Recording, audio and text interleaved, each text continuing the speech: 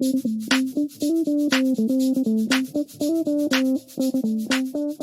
right, when you hear 10 things, what do you think about? That there's going to be 10 things? That or how to lose a guy in 10 days? Now we're talking. 10 things I hate about you? Top 10 Billboard songs? I don't know. Top losing. 10. There's a lot of top 10s, but today we are going to talk about the top 10. Now we've said top 10 way too many times. But we're going to talk about the 10 things we wish people had talked to us about when we came out of school. These 10 things are not just for new grads, so even if you have been in the field for a while, these are 10 topics that we think are bullet points, I guess you could say, that we think will work for everybody. But right off the bat, we want to say congratulations to all of those who recently just took their test. And for those who have passed, for those who are going to try next time, you guys got this. We have faith in you. And let's go ahead and jump into those 10 things. Man, just sat here and looked pretty the whole time. Let's go. You did. Good job. The PTA Podcast with your hosts, Ken and Laura. Thanks again for joining for another exciting episode. All right, so let's go ahead and start talking about these 10 topics. 10 things. And, we might have some honorable mentions. You already have some honorable mentions off the top of your head? Probably, yeah. It like kind of just, I think of some. I mean, I feel like these are 10 things. I wouldn't necessarily they're the top 10 things. They're just 10 things to know. And then you can easily interchange some of these with some other stuff. Yeah, so let's go ahead and start with number 1. And I think this is a big one that no one really points out coming out of school. We always talk about pay and we always talk about how you should, advocate for yourself. But at the same time, big thing to know is pay's not everything. Like, it's not. Whether or not you get $29 here or $28 there, it doesn't, like, the $29 better does. But that's a huge difference. But the 29 doesn't mean it's better because like benefits. 29 and 20? No, I know 28, what you mean. I said. Oh, you said 28? I could have sworn I said 28. I thought you said 20. Okay, so 29, 28. Okay. Or even 29 and 27. Like, you think it is in a way, but like then look at the benefits. See how much of the health insurance they're paying for. Are they paying for 100% of your health insurance benefits? Are they paying for 90% of your health insurance benefits? Do they offer 401ks? Do they put percentage? Vacation time. Vacation time. How many weeks of vacation are you getting? And then the environment alone. Mm-hmm. Like if some people have, I want to go into outpatient, and then inpatient pays a little bit more, but are you going to be happier doing outpatient than inpatient? Like, I can tell you right now, I'd rather get paid less and work outpatient than get paid more and work inpatient because I'm happier that way. Like, which is fine. But you do have to realize that sometimes getting paid the highest does not mean it's the best benefits or worth your money and time in a way. And we're actually going to have an episode sometime in the future about the whole advocating for yourself, because that's a whole nother topic when you start negotiating pay and seeing if you can get a little bit more compared to what the average and what they're trying to give you. There are ways around it, but I think the moral of this story is it's not all about pay. Yeah, look at the whole package. And I think I wish someone had told me that coming out of school, because when I came out of school, everybody was just like, oh, you really want to get the best. Like, we were all so excited. Everybody just talked about the money, and everything like that. And so I don't think anybody ever brought up, look at the benefits too. And that's the big thing, is look at the benefits. And another thing, do they pay for your license renewal? Do they pay for CEUs? If they don't pay for CEUs, do they offer CEU throughout the company? Like, for example, the new company I'm signing with, they don't pay for your CEUs because they offer a shit ton of classes throughout the year you can go take on Saturdays, and they bring someone in to do it. And so it's great that way. So there's options out there. Mm-hmm. All right. Number 2, you can always say no. Yes, I felt like, and I still struggle, with this one to this day.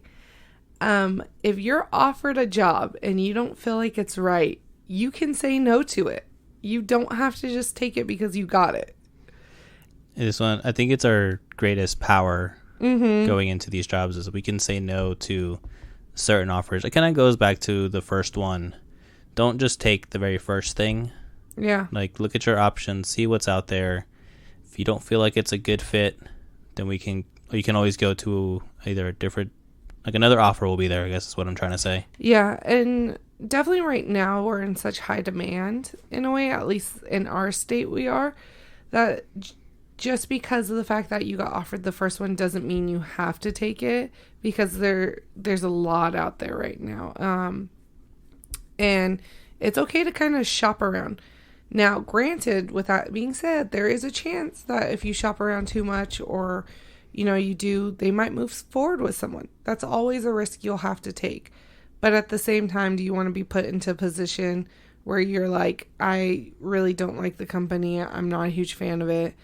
I took it because they offered it to me, and then you're miserable.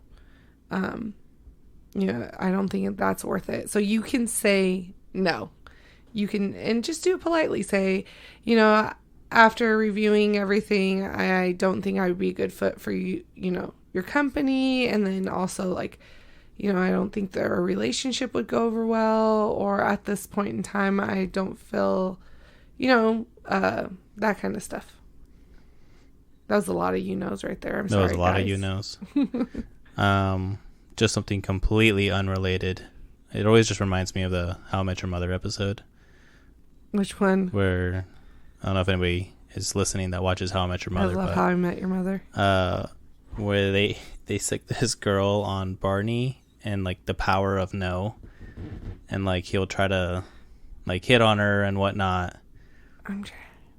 It just carries the weight of how powerful the word no is. I think, and then he kept getting frustrated and even coming more and giving her even more and all that kind of stuff. Yeah, and you can sometimes literally if you're no, because of the benefits and the pay, I'm not going to do it. You'd be surprised sometimes they come back with it. They might come back with something better. But it's a risk versus reward type situation. You have to be willing to risk it in order to be rewarded sometimes in that situation.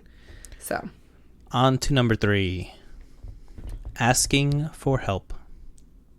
As a new grad, I'm going to ask you this one, Ken, because you're still a little fresh out of it, finally over your 2,000 hours. But when you were a new grad, were you hesitant or nervous at all to ask questions? I think what really helped me in this scenario was that I knew everybody I was already working with, because I went back to the same place I was a technician at. That's true. But if I compare it to my outpatient clinics, or my clinical rotations, it was definitely something I was hesitant on. Yeah, I feel like sometimes when you come into the field, you feel like you're expected to know everything. And I struggled with this, as I didn't want to feel like I was failing at something because I didn't know. I was like, oh my gosh, you didn't want to know? seem like incompetent. Yeah, and so there was a lot of times where I was hesitant to ask, but in the long run, I learned it's better to ask than not to ask.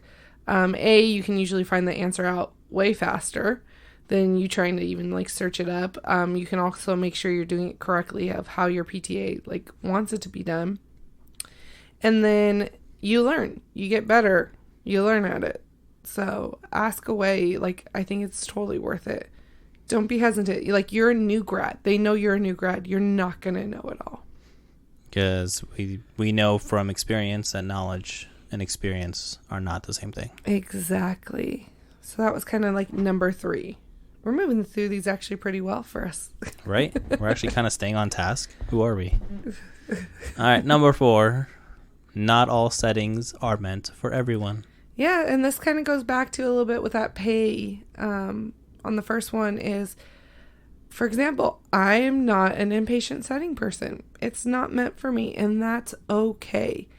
There are people who love inpatient and hate outpatient. Honestly, a prime example is me, my mom. My mom hates outpatient. She loves home health and inpatient. I do not. I'll work it, but it's not my favorite. I'm trying to remember if we had another one, but kind of how Laura left the field at some point, and tried something new. She went from ortho to a sniff. I did. And it's one of those things, like, don't put so much in, like, you don't like the physical therapy world if you don't like a certain setting. Yeah. So venture out, try something new. You have peds, you have neuro clinics, orthos, inpatients, rehabs, sniffs. There are so many different options. There's some sports ones too. Sports, home health, like, I'm probably just still scratching the surface. Right. But for new grads, just know that there's so many options out there. Venture out, find your passion, and that ultimately will let you love your job even more. Yeah, and it honestly too, it could come down to the facility. It might not even be the setting you're in. It could straight up be the facility that you're in. Maybe you're just not getting along, or you don't feel like part of a family, or you felt like, the struggles that they had on there that they were putting on you was just too much. But you feel like it's the setting. Who knows? It might not actually be the setting. I did that with ortho. I thought maybe it was the setting at first, like actually being ortho. I'm outpatient, I should say. And so I went inpatient and realized, okay, inpatient actually was not for me, because I liked everything about the place and the way it was ran. I just did not like. It's not that I didn't like the population. It just wasn't for me. There's options out there. Yeah, and then that's when I learned too. It was the oh my gosh, the requirements that were put onto me at the facility that I was currently working at. And I actually ended up going back to that facility because at the time, they asked me back, and they also worked on a lot of the changes that when I left, I said I was having issues with. And it was really good for a good chunk of time until my Achilles, and then after that, it just slightly went downhill for me. And then it was all over. Yeah. But so, like, always try things out. I don't say, don't just ditch the field because you're feeling a little burnt out within a facility. You never know. You could even say you're outpatient and you're feeling burnt out because you're just overworked. Try home health out. You could work less hours and get paid around a good chunk of money still, and who knows, you might fall in love with it. If you're already thinking about leaving the field, give it a try. Why not? What's it gonna hurt? Everything's got pros and cons. Yep.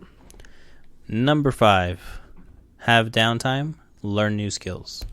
And I want to say that I'm actually still doing this a year and a half out. I'm still doing this. So a lot of it is because we're new to the field. A lot of stuff that we learn in school is book stuff. And we're practicing a lot on typically healthy-ish classmates. Yeah. So if you have downtime, try to observe another therapist treating somebody. I did a couple range of motions for the shoulder with someone who has severe arthritis. And as I was moving them through their range of motion, my PT would try to point out what I should be feeling, why I should be feeling that. Just recently we went over some MOBs for the back, MOBs for the neck, things like that, which you might touch on in school, have way more value once you're in your setting, because your setting might be specific with certain techniques that you didn't learn in school. I couldn't agree more. Don't be idle in the field in a way. If you got that downtime, if you're in a clinic that's a little slower, help out too. You want to help out as much as possible. So if that means picking up and cleaning a little bit, or seeing if the admin need any help of, reaching out to patients, I think it's great to kind of keep learning within our whole entire field too. When you're calling out to patients, you can be discussing and practicing your communication skills a little bit. Which can always help. But I'm with you. Even now when I have downtime, I still like to learn because it only enhances what care you can give. And for me, as I go to a new facility here soon, I'm going to be asking a lot because I'll probably have some downtime and I want to be on the same page with the PT. So I might be doing a lot of like, how do you like this done? How, what's your favorite way of doing it? Because there are different people like to do different ways. I know people who like to do cervical mobs prone. I know people who like to do cervical moans supine. Like, it just varies. Side-lying mobs versus, prone mobs. Like, it just varies. So. On to number 6. Protect yourself. We're making great time, by the way. It's weird for us. It is kind of odd. It's because we have like a list and we're actually making sure we want to hit all the points. But I think protect yourself is very broad in a way. We mean this in a lot of different ways. One, protect yourself physically, mechanically, and physically. Physically, mechanically. So, not putting extra pressure onto body parts due to improper body mechanics, I guess you could say. Or overuse. Yep, or overuse. So, like, if you're outpatient, typically you'll use your hands quite a bit. Mm-hmm. If you're inpatient, you'll have to do some lifts. So just making sure you have the right mechanics. But like Laura said, this isn't just your positioning or kind of how you're doing things. These are also if you feel uncomfortable or awkward in certain situations, kind of stepping away from those and talking to your supervising PT. Yeah. So we had an episode a while ago. It was actually one of our first episodes where we talked about treating the opposite gender. And Laura kind of brought up some points on what she would do if she would feel uncomfortable or if there's certain tips and tricks that she learned as she went on. So it's kind of dives a lot deeper into this topic on that episode. Definitely take a look back. We really go into one that made, I literally ended up telling my PT I would never work on him again because he made very inappropriate advances. And I, to this day, am still very grateful that someone always told me treat the patient. When you're treating the patient, put you between the door and the patient, so you always have a way out. And there's gonna be times where sometimes you're moving around and you're not always in that position, but it is definitely like if you're uncomfortable or someone gives you those weird vibes, listen to your gut. Like, doesn't mean you don't have to treat them, but maybe you're treating in more of an open area. There's been times where unfortunately we had some patients who didn't have the best hygiene, and that meant like we had to keep the door open a little bit more because the smell was just so bad that you couldn't treat. Like, I personally, one time, I have a very sensitive, I'm sensitive to fragrance. You're sensitive to a lot of things, but that's one of them. But fragrance gets me and they'll give me like a migraine, like a straight up, like eyes can't open, my head just feels like it's pounding, migraine. And we had this lady who wore so much perfume. I came out and started giving a migraine. And what I did is, luckily we had another PTA at the time, and I said, hey, can you swap me? Can you take her? I'll take one of your other patients. Can you swap me and trade me, just because of the fact that I was getting these migraines that would last the rest of the day after treating her. And he was able to. Now, you don't want to take advantage of that, but you got to kind of protect yourself a little bit too.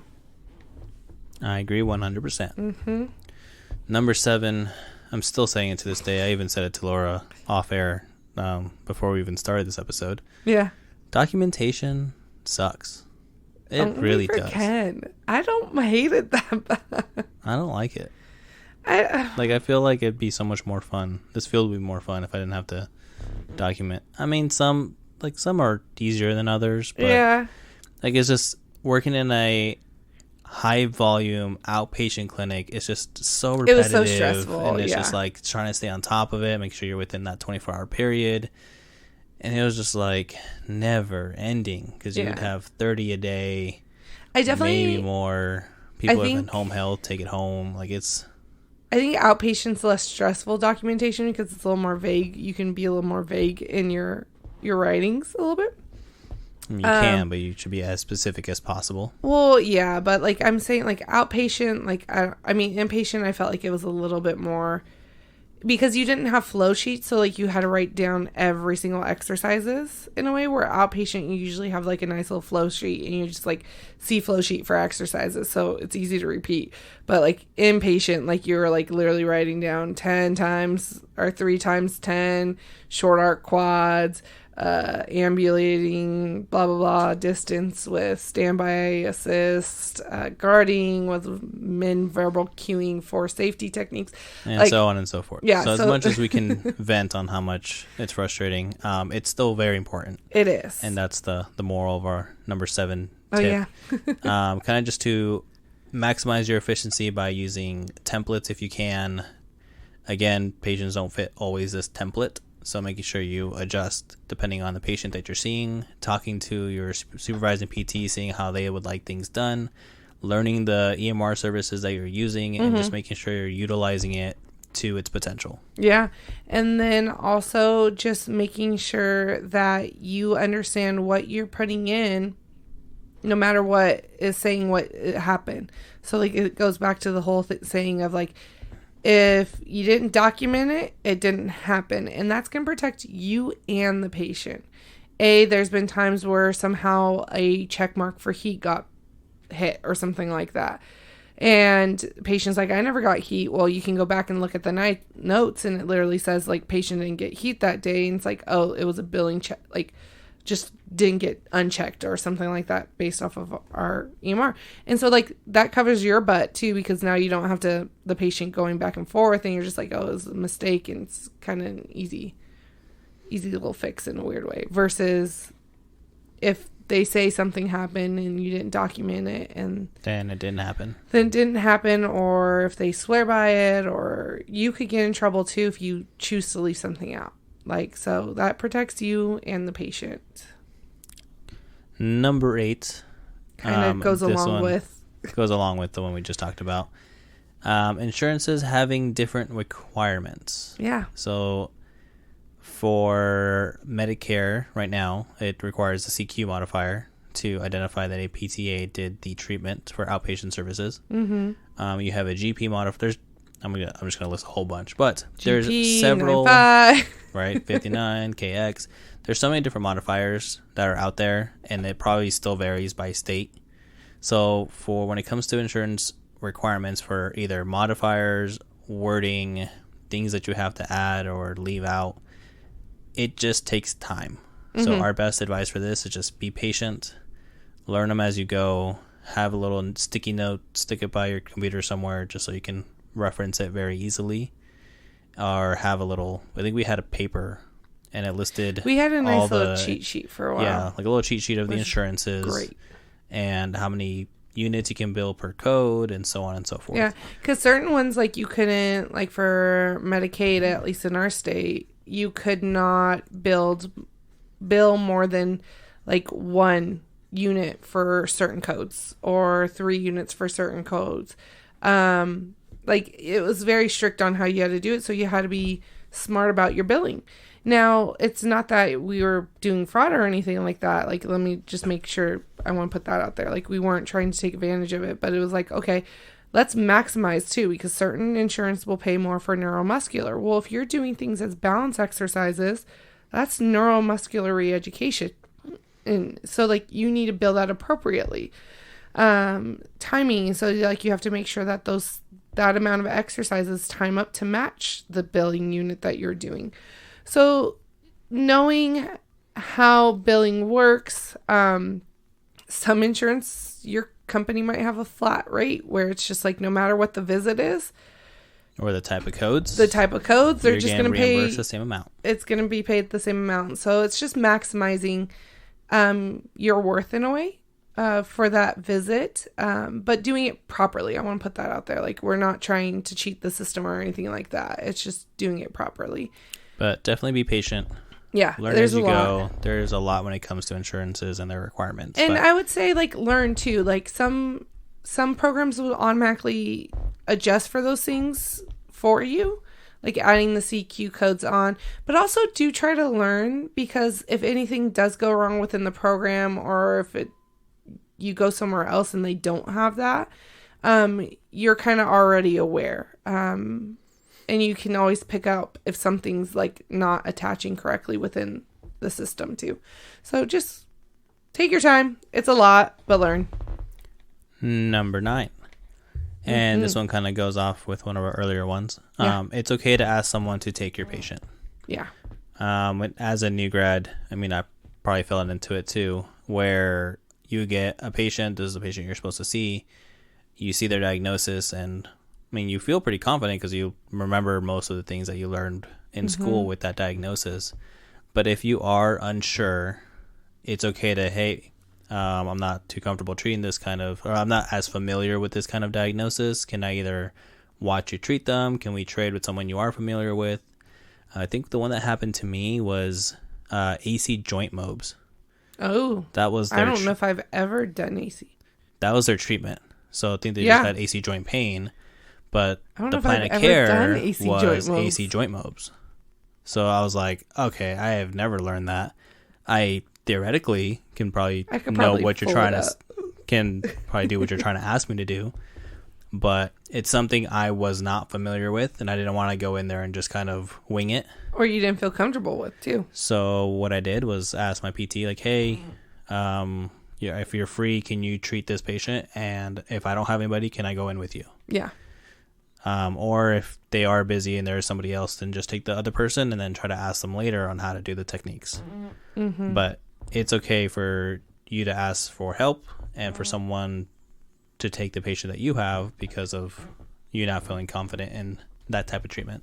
Yeah, I second that to the fullest. Like, if you're uncomfortable with the treatment, you haven't learned it, or you're not feeling that well prepared, because you're going to run into this. You're going to run into like things that you never really treated in your clinical rotations. For example, TMJ is one of them. I've done some of it, but I didn't we learned it. We learned it in school, but we never really went over treating it in school, and it never came up in my clinical rotations. So we had a patient come in with it, and I saw it, and I was like, I've never treated that. And I told our PT, and he's like, okay, well, let's put him on my schedule. And I went, can you teach me how to? Can we take some time and you go over those skills, so that way, if we do start to, I can start slowly taking them on too. And he was more than willing. And I think it shows initiative, that you're also willing to learn those skills that, you're not fully confident in. So definitely keep that in mind. The one thing I will say is, do not be the person who's doing this all the time. Be cautious with it. There is an over amount of doing it, definitely. So for example, the patient who had the perfume, I asked to swap. It was on a rare occasion. So he knew that really was something that really was bothering me. And I'll tell you, if I had to work on that patient, I would. But you don't want to overuse this. Really, you want to make sure that you're using it appropriately. And then if you are doing it because of a skill or something like that, you are following it up with learning how to do that skill, and improving that technique. So then you are equipped to move forward.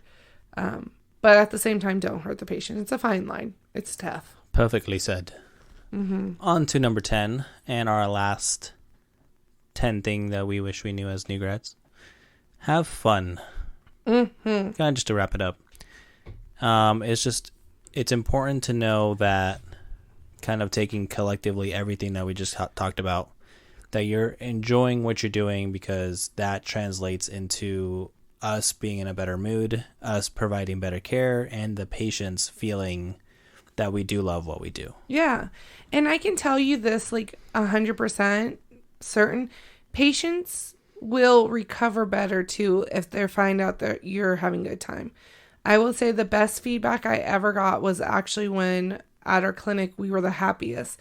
And at that point in time too, we had a secret game of tag going on for 2 months straight that no patients knew about. We would even joke about it, and they're like, wait, you guys play tag? And we're like, yeah, if someone comes up and touches our feet or taps our feet with the other feet, then you're it. And that's a whole nother story. It's a whole nother story. It was so much fun. Out of context, just listening to them, yeah, that makes no sense. But yeah, it was a thing for a while. It was a thing, and we had a blast. It was a very big family and patients.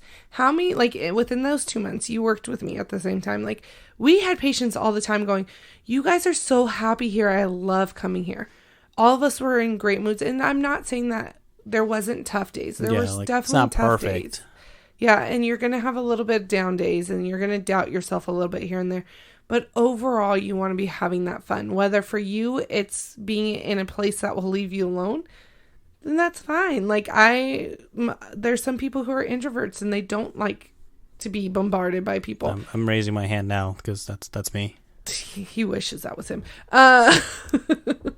But then there's other people who like to be social and be in a clinic that's full with more outgoing people.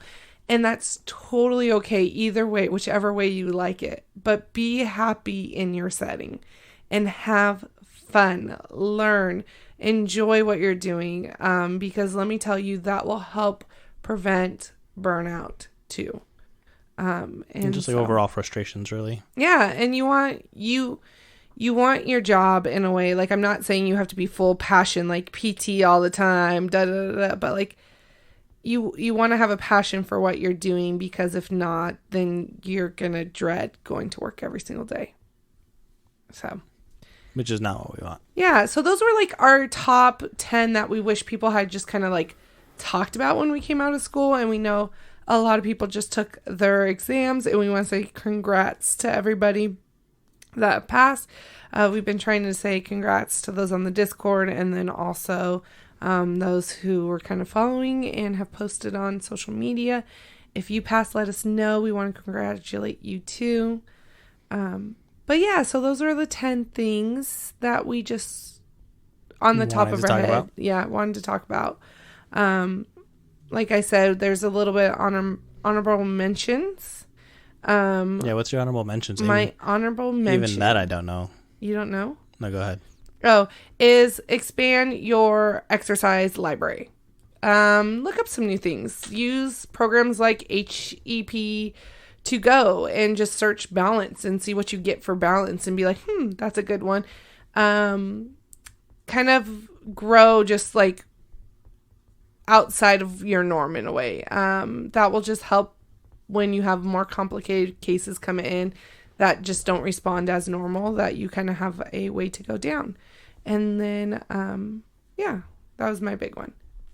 I didn't have any. I didn't know we had to have some honorable mentions prepared. I had that one. It came to me the other day. Now I was like, oh yeah, I want to say that. And it's okay if you don't know all exercises. You're not going to. There's a lot. There is a lot. There's a lot. I'm like trying to search for it, and then like 4 different versions come up, and I'm like, ooh, that actually sounds like fun. So I'm kind of want to try new ones and whatnot. But anyways, kind of like what Laura said, 10 things that we wish we knew as new grads. Mm-hmm. Congratulations to those who passed. Make sure you follow us on Instagram, where we're the most active. Join the Discord, as well as we have some videos up on YouTube, which we're working on getting better at. Yeah, guys, it's been some growing pains. Check out this last one. It's a fun one. So we just posted it Saturday. We literally took random household objects and did a blind I was about to say taste testing. Yeah, I was like, we're not eating them. No, we're not eating. But a blind testing on each other to see if we could figure out what was what by using it as a instrumented assisted soft tissue. But until then, we'll catch you guys in the next one. All right. Bye, guys. Take care.